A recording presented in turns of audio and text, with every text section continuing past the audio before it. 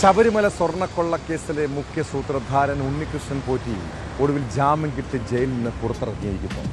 അറസ്റ്റിലായി 90 ദിവസം കഴിഞ്ഞിട്ടും കുറ്റപത്രം സമർപ്പിക്കാത്തതിനെ തുടർന്ന് കട്ടിളപ്പാളി കേസിലും കൊല്ലം വിജിലൻസ് കോടതി പ്രതിക്ക് സ്വാഭാവിക ജാമ്യം അനുവദിക്കുകയായിരുന്നു. നേരത്തെ ദ്വാരപാലകപാളി കേസിലും ഇയാൾക്ക് ജാമ്യം ലഭിച്ചിരുന്നു. സാക്ഷികളെ സ്വാധീനിക്കരുതെന്നതുൾപ്പെടെയുള്ള കർശന ഉപാധികളോടെയാണ് ജാമ്യം.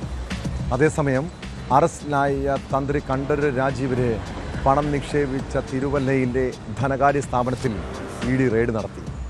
സ്വർണ്ണക്കൊള്ളയുമായി ബന്ധപ്പെട്ടാണോ റെയ്ഡെന്ന് സ്ഥിരീകരിച്ചിട്ടില്ല.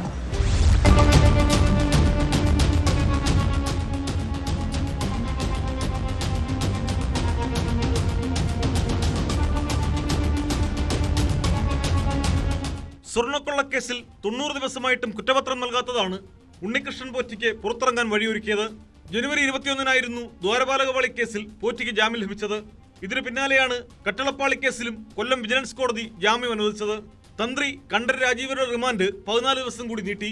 കേസിലെ മറ്റു പ്രതികളായ മുരാരി ബാബു, ശ്രീകുമാർ, സുധീഷ് എന്നിവർക്ക് നേരത്തെ തന്നെ സ്വാഭാവിക ജാമ്യം ലഭിച്ചിരുന്നു. എൻ വാസു, CPM നേതാവ് പത്മകുമാർ എന്നിവരുടെ അറസ്റ്റ് രേഖപ്പെടുത്തിയിട്ട് 90 ദിവസം പൂർത്തിയാകാനിരിക്കുകയാണ്. നിലവിലെ സാഹചര്യത്തിൽ കുറ്റപത്രം സമർപ്പിക്കാത്ത പക്ഷം ഇവർക്കും ജാമ്യം ലഭിക്കാനുള്ള സാധ്യതയേറെയാണ്. സാക്ഷികളെ സ്വാധീനിക്കാൻ പാടില്ല, സംസ്ഥാനം വിട്ടുപോകരുത്, പാസ്പോർട്ടുകൾ സറണ്ടർ ചെയ്യണം, ആഴ്ചയിൽ 2 ദിവസം അന്വേഷണ ഉദ്യോഗസ്ഥന് മുമ്പിൽ ഹാജരാകണം, 2 ലക്ഷം രൂപയും 2 ആൾജാമ്യവും തുടങ്ങി കർശന ഉപാധികളോടെയാണ് പോറ്റിക്ക് ജാമ്യം അനുവദിച്ചത്. വൈകിട്ടോടെ ഇയാൾ പൂജപ്പുര ജയിലിൽ നിന്ന് പുറത്തിറങ്ങി.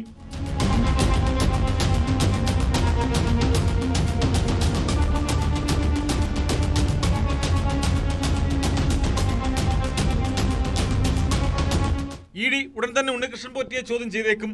പോറ്റിയുടെ 1,30,00,000 രൂപയുടെ സ്വത്തുവകകൾ ഇഡി നേരത്തെ മരവിപ്പിച്ചിരുന്നു.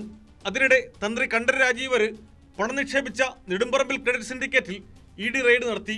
തിരുവല്ല KSRTC ബസ് സ്റ്റാൻഡിന് സമീപമുള്ള ഓഫീസിലും സ്ഥാപന ഉടമ NM രാജുവിന്റെ വീട്ടിലുമാണ് പരിശോധന നടന്നത്.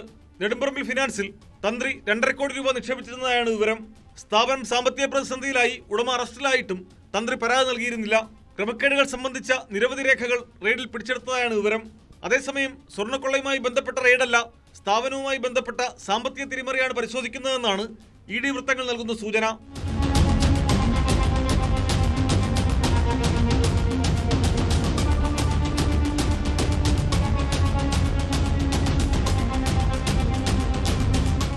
ന്യൂസ് 18 കൊല്ലം, പത്തനംതിട്ട.